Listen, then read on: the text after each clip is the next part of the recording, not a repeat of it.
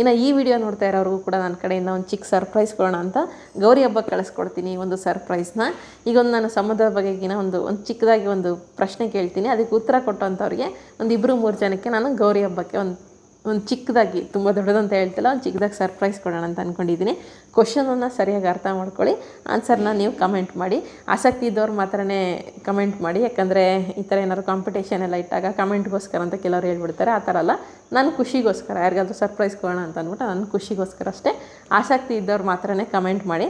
Question ಬಂದು ಸಂಬಂಧದ ಬಗೆಗಿನ ಕ್ವಶನ್ ಆಗಿರುತ್ತೆ ಇದು. ಒಂದು ಹೆಣ್ಣಿಗೆ ಆ ಹೆಣ್ಣಿನ ಅಣ್ಣನ ತಾಯಿಯ ತಂದೆಯ ಅಳಿಯನ ಸೊಸೆಯ ಗಂಡನ ತಂಗಿಯ. ನಮಸ್ಕಾರ ಎಲ್ರಿಗೂ. ಎಲ್ಲರೂ ಹೇಗಿದ್ದೀರಾ? ಎಲ್ಲರೂ ಚೆನ್ನಾಗಿದ್ದೀರಾ ಅಂತ ಅಂದ್ಕೊತೀನಿ. ಇದೇನು ಯಾವುದೇ ರೀತಿಯಾದಂಥ ಇನ್ಫಾರ್ಮೇಷನಿನ ವಿಡಿಯೋ ಆಗಿರೋದಿಲ್ಲ, ಜಸ್ಟ್ ಹಾಗೆ ಒಂದು ಡೈಲಿ ವ್ಲಾಗ್ ಅಂತ ಅಂದ್ಕೊಳ್ಳಿ. ಒಂದು ಖುಷಿ ವಿಚಾರವನ್ನು ಹಂಚ್ಕೋಬೇಕಾಗಿತ್ತು ನಿಮ್ಮ ಜೊತೆ, ಅಂದರೆ ಪರ್ಸ್ನಲ್ ಲೈಫಿನ ಖುಷಿ ವಿಚಾರವನ್ನು ಹಂಚ್ಕೋಬೇಕಾಗಿತ್ತು. ಹಾಗೆ ನಮ್ಮ ಮನೆಯ ದೇವತೆಗೆ ನನ್ನ ಕಡೆಯಿಂದ ಒಂದು ಚಿಕ್ಕ ಸರ್ಪ್ರೈಸ್ ಕೊಡೋಣ ಅಂತ ಅಂದ್ಬಿಟ್ಟು. ಯಾರ ಬಗ್ಗೆ ಮಾತಾಡ್ತಾ ಇದ್ದೀನಿ ಅಂತ ಅಂದ್ಕೊಬೋದು. ಸಾಮಾನ್ಯವಾಗಿ ದೇವತೆ ಅಂತಂದರೆ ಎಲ್ರಿಗೂ ಎಲ್ಲ ಮನೆಯಲ್ಲೂ ಅವರ ತಾಯಿನೇ ದೇವತೆ ಆಗಿರ್ತಾರೆ. ನಮ್ಮ ಮನೆಯಲ್ಲೂ ಕೂಡ ನಮ್ಮ ತಾಯಿನೇ ನಮ್ಮ ಮನೆಯ ದೇವತೆ. ಆದರೆ ನೆಕ್ಸ್ಟ್ ಜನ್ರೇಷನ್, ಈ ಮನೆಯ ನೆಕ್ಸ್ಟ್ ಜನ್ರೇಷನ್, ಮುಂದಿನ ಪೀಳಿಗೆ, ಯಾವುದೇ ಮನೆ ಆಗಿರ್ಬೋದು, ಯಾವುದೇ ಕುಟುಂಬ ಆಗಿರ್ಬೋದು, ನೆಕ್ಸ್ಟ್ ಜನ್ರೇಷನ್ಗೆ ಆ ಮನೆಯ ಸೊಸೆನೇ ದೇವತೆ ಆಗಿರ್ತಾರೆ. ಆದರೆ ಅಂಥ ಸೊಸೆನ ಸಾಮಾನ್ಯವಾಗಿ ನೆಗ್ಲೆಕ್ಟ್ ಮಾಡಿಬಿಡ್ತೀವಿ. ಆದರೆ ನೆಗ್ಲೆಕ್ಟ್ ಮಾಡಬಾರ್ದು. ಈಗಿನ ಜನ್ರೇಷನ್ ಹೆಣ್ಮಕ್ಳು ಹೇಗೆ ಅಂತಂತಂದರೆ, ಇನ್ಕ್ಲೂಡಿಂಗ್ ನಾನು ಸೇರಿಸ್ಕೊಂಡೇ ಹೇಳ್ತಾ ಇದ್ದೀನಿ. ಯಾವ ರೀತಿ ಅಂತಂದರೆ ಈ ಒಂದು 20-35 ವರ್ಷ ವಯಸ್ಸಿನ ಹೆಣ್ಮಕ್ಳು ಏನಿರ್ತಾರೆ ಅಂದರೆ, ನಮ್ಮ ತಾಯಿ ಜನ್ರೇಷನ್ನೇ ಬೇರೆ ಥರ ಇರುತ್ತೆ.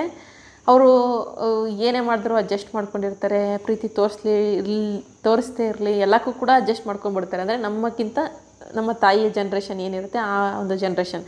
ಬಟ್ ಈಗಿನ ಜನ್ರೇಷನ್ ಹೇಗೆ ಅಂತಂತಂದರೆ, ಅವರಿಗೆ ಅಂದರೆ ಹೋಗೋ ಮನೆಯಲ್ಲಿ, ಗಂಡನ ಮನೆಯಲ್ಲಿ ಒಂದು ಸ್ವಲ್ಪ ಪ್ರೀತಿ, ಒಂದು ಸ್ವಲ್ಪ ಕಾಳಜಿ, ಒಂದು ಸ್ವಲ್ಪ ಗೌರವ ಕೊಟ್ಟರೆ ಸಾಕು. ಅದರ 10ರಷ್ಟು ಅವ್ರು ವಾಪಸ್ ಕೊಡ್ತಾರೆ. ಎಲ್ಲ ಹೆಣ್ಮಕ್ಳಿಗೂ ಹೇಳ್ತಾ ಇರೋದು ನಾನು, ಯಾವುದೇ ಹೆಣ್ಮಕ್ಳಾಗಿರ್ಬೋದು, ಅವರಿಗೆ ಹೋಗೋ ಮನೆಯಲ್ಲಿ ಗಂಡ ಆಗಿರ್ಬೋದು, ಗಂಡನ ಮನೆಯಲ್ಲಾಗಿರ್ಬೋದು, ಒಂದು ಸ್ವಲ್ಪ ಪ್ರೀತಿ, ಒಂದು ಸ್ವಲ್ಪ ಕಾಳಜಿ, ಗೌರವ ಕೊಟ್ಟರೆ ಅದರ 10ರಷ್ಟು ವಾಪಸ್ ಕೊಡ್ತಾರೆ. ಹಾಗೆಯೇ ಆ ಸೊಸೆನೇನಾದರೂ ಸ್ವಲ್ಪ ನೆಗ್ಲೆಕ್ಟ್ ಮಾಡಿದ್ರೆ, ಅವಮಾನ ಆಗೋ ಥರ ಮಾಡಿದ್ರೆ, ಅಥವಾ ತಾತ್ಸಾರ ಮಾಡಿದ್ರೆ, ಅಥವಾ ಹೊರಗಿನವ್ರ ಥರ ನೋಡಿದ್ರೆ, ಅವರು ಕೂಡ ಅದೇ ರೀತಿಯಾಗಿ ನೋಡ್ತಾರೆ. ಸ್ವಲ್ಪ ಹೆಚ್ಚಾಗಿಯೇ ಹೊರಗಿನವ್ರ ರೀತಿ ನೋಡ್ತಾರೆ. ಗಂಡನ ಬಿಟ್ಟು, ಗಂಡನ ಮಾತ್ರ ತಮ್ಮವರು ಅಂತ ನೋಡಿ, ಇನ್ನು ಮಿಕ್ಕಿದವ್ರನ್ನೆಲ್ಲ ಹೊರಗಿನವ್ರ ರೀತಿಯೇ ನೋಡಿಬಿಡ್ತಾರೆ. ಅದಕ್ಕೆ ಆ ರೀತಿಯಾಗಿ ಮಾಡಬಾರ್ದು ಬರೋವಂತಹ ಸೊಸೆನ. ಯಾಕಂದರೆ ತಾಯಿನೇ ಎಷ್ಟು ಗೌರವ ಕೊಡ್ತೀವೋ, ನೆಕ್ಸ್ಟ್ ಈ ಮನೆಗೆ ಆ ಹೆಣ್ಣೆ ತಾಯಿಯಾಗಿರ್ತಾಳೆ. ಯಾವುದೇ ಕುಟುಂಬ ಆಗಿದ್ರೂ ಆ ಸೊಸೆನೇ ತಾಯಿಯಾಗುವಂಥದ್ದು. ಸೊ ಅವರಿಗೂ ಹೆಚ್ಚಾಗಿ ಗೌರವವನ್ನು ಕೊಡಬೇಕು. ಸೊ ಈಗ ನಮ್ಮ ಕುಟುಂಬದಲ್ಲಿ ಏನಪ್ಪ ಖುಷಿ ವಿಚಾರ ಅಂತಂದರೆ, ನಮ್ಮ ಮನೆಗೆ ನಮ್ಮ ತಾಯಿಯ ನಂತರದ ಜನ್ರೇಷನಿನ ದೇವತೆ ಬರುವಂತಹ ಸಮಯ, ಅಂದರೆ ಈ ಮನೆಗೆ ಸೊಸೆ ಬರುವಂತಹ ಸಮಯ, ಅಂದರೆ ನನಗೆ ಅತ್ತಿಗೆ ಬರುವಂತಹ ಸಮಯ ಆಗಿದೆ. ಅದೇ ಖುಷಿ ವಿಚಾರವನ್ನು ನಿಮ್ಮ ಜೊತೆ ಹಂಚ್ಕೊಬೇಕಾಗಿತ್ತು. ಬಹಳ ಖುಷಿಯಾಗುತ್ತೆ. ನಮ್ಮ ಒಡ ಹುಟ್ಟಿದವನ ಬದುಕನ್ನು ಹಂಚ್ಕೊಳ್ಳೋಕ್ಕೆ ಒಂದು ಹೆಣ್ಮಗಳು ಬರ್ತಾ ಇರೋವಂಥದ್ದು. ಅವರಿಗೂ ಕೂಡ ಈ ಮನೆಯಿಂದ ತುಂಬ ಗೌರವ, ತುಂಬ ಪ್ರೀತಿ, ತುಂಬ ಕಾಳಜಿ ಎಲ್ಲವೂ ಕೂಡ ಸ್ವಲ್ಪ ಹೆಚ್ಚಾಗಿಯೇ ಸಿಗಬೇಕು. ಖಂಡಿತವಾಗ್ಲೂ ಸಿಗುತ್ತೆ. ಇನ್ನು ಕೆಲವೇ ತಿಂಗಳಲ್ಲಿ ಅಣ್ಣನ ಮದುವೆ ಇದೆ. ಅತ್ತಿಗೆ ಬಂದು ಡಾಕ್ಟ್ರು. ಮದುವೆ ಹತ್ತಿರ ಬರ್ತಿದ್ದಂಗೆ ನಾನು ಅವ್ರ ಬಗ್ಗೆ ತಿಳಿಸ್ತೀನಿ. ಸದ್ಯಕ್ಕೆ ಇವಾಗ ಅವರಿಗೆ ಒಂದು ಸರ್ಪ್ರೈಸ್ ಕೊಡುವಂತಹ ಒಂದು ಅವಕಾಶ ಸಿಕ್ತು.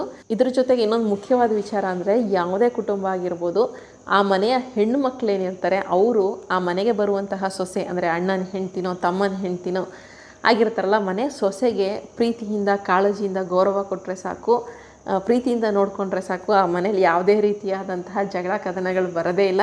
ಯಾಕಂದರೆ ಒಂದು ಮನೆಯ ನೆಮ್ಮದಿ, ಒಂದು ಕುಟುಂಬದ ನೆಮ್ಮದಿ ಆ ಮನೆಯ ಹೆಣ್ಮಗಳು ಮದುವೆ ಹೋಗಿದ್ರು ಕೂಡ ಆ ಮನೆಯ ಹೆಣ್ಮಗಳ ಮೇಲೆ ಬಹಳಷ್ಟು ಜನರ ಮನೆಯ ನೆಮ್ಮದಿ ಡಿಪೆಂಡ್ ಆಗಿರುತ್ತೆ.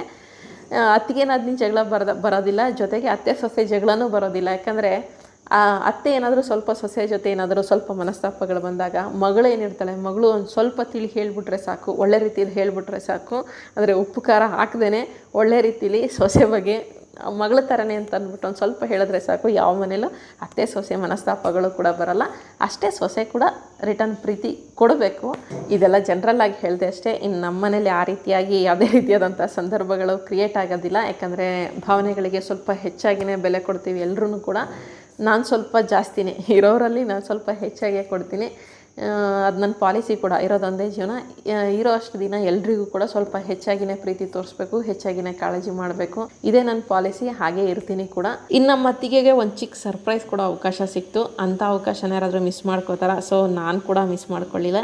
ನಮ್ಮ ಡಾಕ್ಟ್ರ್ ಗಾಡಿ ಸ್ವಲ್ಪ ಹಳೇದಾಗಿತ್ತು ಅಂತ ಹೊಸ ಗಾಡಿ ನೋಡೋದಕ್ಕೆ ಶೋರೂಮ್ಗೆ ಹೋಗಿದ್ದರು. ಎಲ್ಲ ನೋಡ್ಕೊಂಬಂದಿದ್ರು ಅಣ್ಣ ಅತ್ತಿಗೆ ಇಬ್ಬರೂ. ಆದರೆ 2 ದಿನ ಆದಮೇಲೆ ಹೋಗಿ ಬುಕ್ ಮಾಡ್ತೀನಿ ಅಂತ ಅಮ್ಮನ ಜೊತೆ ನಮ್ಮ ಅಣ್ಣ ಮಾತಾಡ್ತಾಯಿದ್ರು. ಸೊ ನನ್ನ ಕಿವಿಗೆ ಆ ವಿಚಾರ ಬಿತ್ತು. ಈ ದಿಯಾ ಸಿನಿಮಾದಲ್ಲಿ ಆದಿ ಅವರಮ್ಮ ಒಂದು ಡೈಲಾಗ್ ಹೇಳ್ತಾರೆ ನೋಡಿ, ಮಗನಿಗೆ ಹೇಳ್ತಾರೆ ಅವ್ರು ಅದರಲ್ಲಿ, ಬೈಕ್ನ ನೀನು ತೊಗೊಳೋದು ಇಷ್ಟ ಇಲ್ಲ, ನಾನು ಕೊಡಿಸೋದು ಇಷ್ಟ ಅಂತ. ಅದೇ ರೀತಿ ಅತ್ತಿಗೆಗೆ ಅವ್ರ ಗಾಡಿ ತೊಗೊಳೋದಾಗಲಿ ನಮ್ಮ ಅಣ್ಣ ಕೊಡಿಸೋದಾಗಲಿ ನನಗೆ ಇಷ್ಟ ಇರಲಿಲ್ಲ, ನಾನೇ ಕೊಡಿಸೋದು ಇಷ್ಟ ಆಗಿತ್ತು. ಅದಕ್ಕೆ ನಾನೇ ಹೋಗಿ ಬುಕ್ ಮಾಡಿ ಬಂದಿದ್ದೆ. ನೆಕ್ಸ್ಟ್ ಡೇ ಅವ್ರಿಗೆ ಸರ್ಪ್ರೈಸ್ ಆಗಿ ಗಾಡಿ ಕೊಡಿಸಿದ್ದು ಆಯಿತು, ಅಣ್ಣನ ಕೈಲಿ ಬೈಸ್ಕೊಂಡಿದ್ದು ಆಯಿತು. ನಮ್ಮ ಡಾಕ್ಟ್ರಮ್ಮನ ಬೈದರು, ನಾವೇ ತೊಗೋತಿದ್ವಲ್ಲ ಅಂತಂದರು. ಆದರೆ ಬೈದರೂ ನಮಗೆ ಖುಷಿನೇ ಇದೆ. ನೋಡಿ ನಮ್ಮ ಡಾಕ್ಟ್ರಮ್ಮನ ಹೊಸ ಸಾರಥಿ ಸುಜುಕಿ ಅವೆನಿಸ್. ಡಾಕ್ಟ್ರ್ ಆದ್ರೂ ಅವ್ರು ಸ್ವಲ್ಪ ಸಿಂಪಲ್ಲೇ, ಒಬ್ಬರಿಗೆ ಕಾರ್ ಯಾಕೆ ಅಂತ ಅಂದ್ಬಿಟ್ಟು ಕಾರ್ನಲ್ಲಿ ಹೋಗೋಲ್ಲ, ಗಾಡಿಲೇ ಕ್ಲಿನಿಕ್ಗೆ ಹೋಗೋದು. ಇನ್ನು ಮುಂದೆ ನಮ್ಮನೆ ದೇವತೆನ ಹುಷಾರಾಗಿ ಪ್ರತಿದಿನ ಕರ್ಕೊಂಡು ಹೋಗೋ ಸಾರಥಿ ಇದು. ಸೊ ಇದಿಷ್ಟು ಖುಷಿ ವಿಚಾರವನ್ನು ಹಂಚ್ಕೋಬೇಕಾಗಿತ್ತು. ನಮ್ಮ ಮನೆಗೆ ಹೊಸ ಫ್ಯಾಮಿಲಿ ಮೆಂಬರ್ನ ಆಗಮನ ಆಗ್ತಾಯಿದೆ. ನಿಮ್ಮ ಹಾರೈಕೆ ಕೂಡ ಇರಲಿ ಅಂತ ಅಂದ್ಬಿಟ್ಟು ನಾನು ಮನಸ್ಫೂರ್ತಿಯಾಗಿ ಕೇಳ್ಕೊತಾ ಇದ್ದೀನಿ. ಯಾವುದೇ ಸಂಬಂಧ ಆಗಲಿ, ಹೇಳ್ತೀನಲ್ಲ, ಇರೋದೊಂದು ಜೀವನ ಅಷ್ಟೇ. ಖುಷಿಯಾಗಿರಬೇಕು. ದ್ವೇಷ ಸತ್ಸದಾಗಿರ್ಬೋದು, ಇನ್ನೊಂದಾಗಿರ್ಬೋದು, ಅದೆಲ್ಲ ಅನಗತ್ಯ. ಯಾವಾಗಿರ್ತೀವೋ ಯಾವಾಗ ಹೋಗ್ತೀವೋ ಗೊತ್ತಿಲ್ಲ. ಇರೋಷ್ಟು ದಿನ ಸಂತೋಷವಾಗಿ ಬರೋರ ಜೊತೆ, ಇರೋರ ಜೊತೆ, ಎಲ್ಲರ ಜೊತೆನೂ ನೆಮ್ಮದಿಯಾಗಿ ಇರಿ. ಆದಷ್ಟು ಪ್ರೀತಿಯನ್ನು ಹಂಚಿ, ಸಂತೋಷವನ್ನು ಹಂಚಿ ಅಂತ ಕೇಳ್ಕೊತೀನಿ.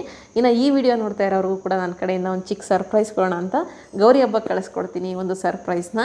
ಈಗ ನಾನು ಸಂಬಂಧದ ಬಗೆಗಿನ ಒಂದು ಚಿಕ್ಕದಾಗಿ ಒಂದು ಪ್ರಶ್ನೆ ಕೇಳ್ತೀನಿ. ಅದಕ್ಕೆ ಉತ್ತರ ಕೊಟ್ಟಂಥವ್ರಿಗೆ ಒಂದು 2-3 ಜನಕ್ಕೆ ನಾನು ಗೌರಿ ಹಬ್ಬಕ್ಕೆ ಒಂದು ಚಿಕ್ಕದಾಗಿ, ತುಂಬ ದೊಡ್ಡದಂತ ಹೇಳ್ತಿಲ್ಲ, ಒಂದು ಚಿಕ್ಕದಾಗಿ ಸರ್ಪ್ರೈಸ್ ಕೊಡೋಣ ಅಂತ ಅಂದ್ಕೊಂಡಿದ್ದೀನಿ. ಕ್ವಶನನ್ನು ಸರಿಯಾಗಿ ಅರ್ಥ ಮಾಡ್ಕೊಳ್ಳಿ, ಆನ್ಸರ್ನ ನೀವು ಕಮೆಂಟ್ ಮಾಡಿ. ಆಸಕ್ತಿ ಇದ್ದವ್ರು ಮಾತ್ರನೇ ಕಮೆಂಟ್ ಮಾಡಿ. ಯಾಕಂದರೆ ಈ ಥರ ಏನಾದ್ರು ಕಾಂಪಿಟೇಷನ್ ಎಲ್ಲ ಇಟ್ಟಾಗ ಕಮೆಂಟ್ಗೋಸ್ಕರ ಅಂತ ಕೆಲವರು ಹೇಳ್ಬಿಡ್ತಾರೆ. ಆ ಥರ ಅಲ್ಲ, ನನ್ನ ಖುಷಿಗೋಸ್ಕರ, ಯಾರಿಗಾದ್ರೂ ಸರ್ಪ್ರೈಸ್ ಕೊಡೋಣ ಅಂತ ಅಂದ್ಬಿಟ್ಟು ನನ್ನ ಖುಷಿಗೋಸ್ಕರ ಅಷ್ಟೇ. ಆಸಕ್ತಿ ಇದ್ದವ್ರು ಮಾತ್ರನೇ ಕಮೆಂಟ್ ಮಾಡಿ. ಕ್ವಶನ್ ಬಂದು ಸಂಬಂಧದ ಬಗೆಗಿನ ಕ್ವಶನ್ ಆಗಿರುತ್ತೆ ಇದು. ಒಂದು ಹೆಣ್ಣಿಗೆ ಆ ಹೆಣ್ಣಿನ ಅಣ್ಣನ ತಾಯಿಯ, ತಂದೆಯ, ಅಳಿಯನ, ಸೊಸೆಯ, ಗಂಡನ, ತಂಗಿಯ ಮಗನ, ಸೋದರ ಮಾವನ ಹೆಂಡತಿ ಆ ಹೆಣ್ಣಿಗೆ ಏನಾಗಬೇಕು ಅಂತ ಅಂದ್ಬಿಟ್ಟು ಕ್ವಶನ್ನು. ಈ ಒಂದು ಕ್ವಶನ್ಗೆ ಆನ್ಸರ್ ಮಾಡಿ. ಮತ್ತು ಸ್ವಲ್ಪ ಗೊತ್ತಾಗಿಲ್ಲ ಅಂತಂದರೆ ಬ್ಯಾಕ್ ಬಂದು ಮತ್ತು ಇನ್ನೊಂದು ಸತಿ ಕೇಳ್ಕೊಂಡು ಆನ್ಸರ್ ಮಾಡಿ. ಈ ಒಂದು ಕ್ವಶನ್ಗೆ ಆನ್ಸರ್ ಮಾಡಿದಂಥವ್ರಿಗೆ ನನ್ನ ಕಡೆಯಿಂದ ಗೌರಿ ಹಬ್ಬಕ್ಕೆ ಒಂದು 2-3 ಜನಕ್ಕೆ ಒಂದು ಸರ್ಪ್ರೈಸನ್ನು ಕಳಿಸ್ಕೊಡ್ತೀನಿ. ಇದಿಷ್ಟು ಇವತ್ತಿನ ವಿಡಿಯೋ. ನೆಕ್ಸ್ಟ್ ವಿಡಿಯೋ ಜೊತೆ ಮತ್ತೆ ಸಿಗ್ತೀನಿ. Thank you so much.